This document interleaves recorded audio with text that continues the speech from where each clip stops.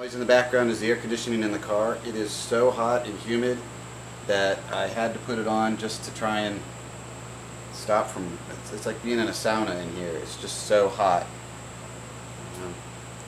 Light Harmonic says that these are plug-and-play speakers. Indeed, the plug portion works, but I'm having a lot of problem with the mounting holes.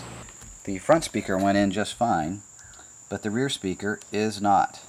And I have tried all three on this back door. I tried all three on the other back door last night before giving up. And here's the issue. When you line up these screw holes, and this does not have my felt like O-ring on it, these are off on this side. Or you can do a combination of the top and one bottom or whatever, but you can't actually do all four holes for any of the three remaining speakers, so it's not a front to back thing. That's my first criticism of Light Harmonic. The mounting holes do not line up. What angers me, or frustrates me I should say, is there's no reason why they couldn't have made these flanges a ½ inch bigger all the way around, so that if they were off, you could just drill them out yourself, because as it is, I'm going to have to drill that. But there's so little material here, who knows what's going to happen as far as, is it going to get any real support, and I can't actually put a washer there because it's so tight here. But extra material would have at least allowed me that option. And then they also could have just done slots, because if you're only going to do 4 holes in a narrow margin like this, you darn well better do it precisely so that it fits perfectly. Otherwise you're just creating major headaches. So do a little bit bigger around and do some slots, because they don't have to be perfectly aligned probably, they just need to be in there very close.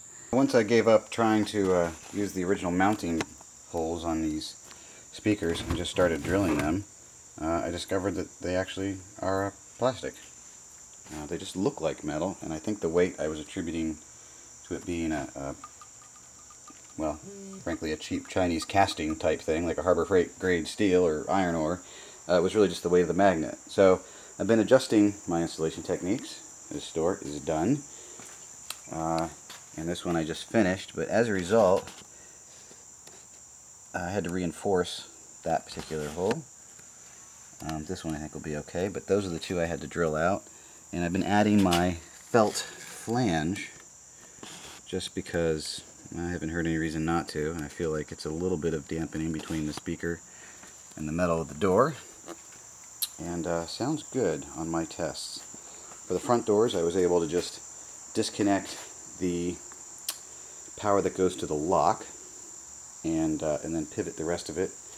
And you can see that the wires aren't stressed or anything like that.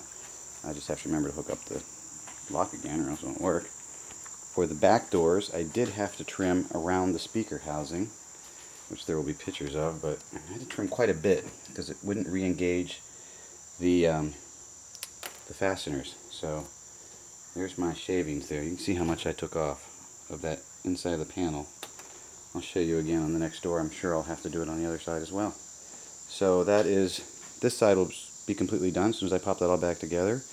And then I got to do the back door on that side, and then I'm going to add the flange to the one I already did on the front side. I'll be set.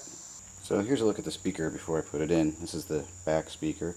This is my felt flange that I put on here to, or you know, kind of gasket I guess, to keep the